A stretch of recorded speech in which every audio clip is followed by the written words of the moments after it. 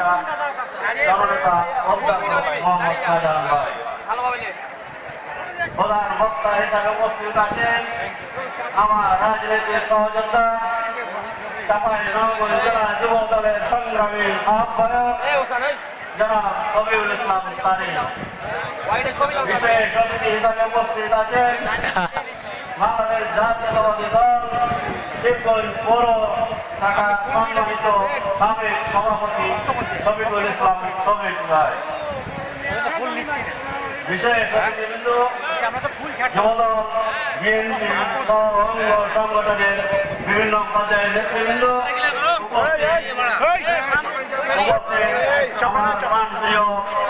জনসাধারণ সকলকে জানাই বাংলাদেশ জাতীয়তাবাদী যুব দলের ৪৪তম প্রতিষ্ঠা বার্ষিকী শুভেচ্ছা ও সংগ্রামী সালাম। আসসালামু আলাইকুম ওয়া রাহমাতুল্লাহ।